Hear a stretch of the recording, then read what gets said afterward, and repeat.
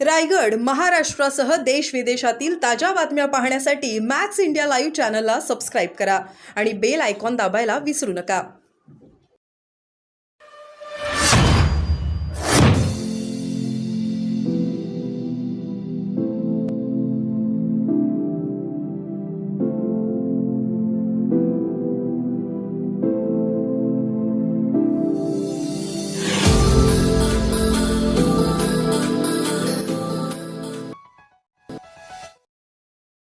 मुंबई गोवा महामार्ग दुरावस्थेची भर पावसात खासदार सुनील तटकरे यांनी केली पाहणी.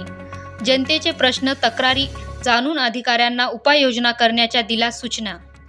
पावसाळ्यात मुंबई गोवा राष्ट्रीय महामार्गाची भयान दुरवस्था झाली आहे. ठिकठिकाणी पडलेले खड्डे, चिखल आणि दगडगोट्यांनी महामार्ग धोकादायक बनलाय. महामार्गाच्या या प्रश्नावर खासदार सुनील तटकरे यांनी आज खारपाडा, पेन ते नागोठणे, इंदापूर, माणगाव पट्ट्यात पाहणी दौरा केला. यावेळी त्यांनी पेन प्रांताधिकारी कार्यालय व नागोठणे कामत येथे बैठक घेऊन जनतेचे प्रश्न समस्या जाणून घेत अधिकाऱ्यांना तात्काळ उपाययोजना करण्याच्या सूचना दिल्या. यावेळी खासदार सुनील तटकरे यांनी निष्क्रिय अधिकाऱ्यांवर सदोष मनुष्यवधाचे गुन्हे दाखल करण्याच्या सूचना दिल्या.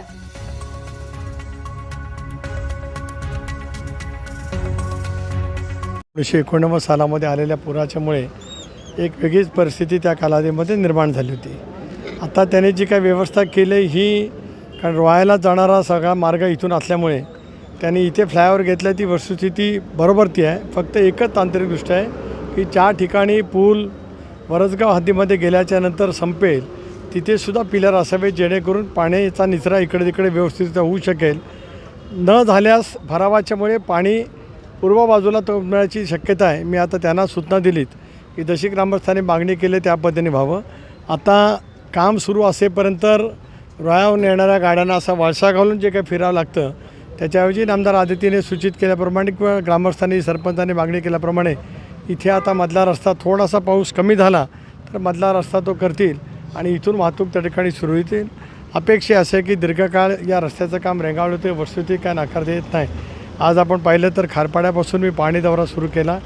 इथून इंदापूर, माणगाव आणि मग थेट लोणेरापर्यंत दौरा आहे. त्याच्यामध्ये हा रस्ता 31 डिसेंबर या 2024पर्यंत पूर्ण करणं प्रस्तावित आहे.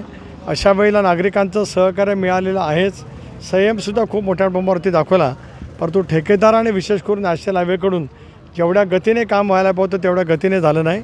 पण पहिल्या टप्प्यातल्या ठेकेदारांच्या वरती आणि अधिकाऱ्यांच्या वरती दखलपात्र गुन्हे दाखल करण्याचे लेखी पत्र मी दिलं आहे. कदाचित आज किंवा उद्या तशापेक्षा गुन्हे त्यांच्यावरती दाखल होतील. इथल्या कामाच्या बाबतीमध्ये मगाशी नागोठण्याला बैठक झाली, आता इथे आहे, पुढे आता इंदापूरला थांबणार आहे, माणगावला, लोणेराला. या टप्प्यामध्ये सुद्धा सुधारणा कशी होईल या दृष्टिकोनातून मी पूर्णपणे लक्ष केंद्रित करणार आहे. त्याचबरोबर बोला, बैठकीमध्ये नितीन गडकरी साहेबांची भेट घेणार आहात, नेमके कोणते मुद्दे ठेवणार आहात? नाही, याच्यामध्ये जे काही निधी मंजूर झाला आहे तो जुनं काम पूर्ण करण्याच्या दृष्टिकोनातून झाला आहे. परंतु प्रत्यक्षात साईटवरती पाहणी केल्याच्यानंतर काही गोष्टीची अधिक आवश्यकता भासणार आहे.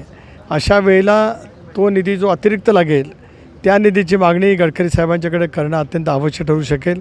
आणि आजच्या दौऱ्यामध्ये ज्या ज्या ठिकाणी ज्या सूचना स्थानिक सरपंच किंवा लोकप्रतिनिधींनी केल्यात त्याचा अंतर्भाव करून पुन्हा जर का त्याच्यासाठी निधी लागला तर ते गडकरी साहेबांकडनं 100% मला मिळवण्यामध्ये यश येईल.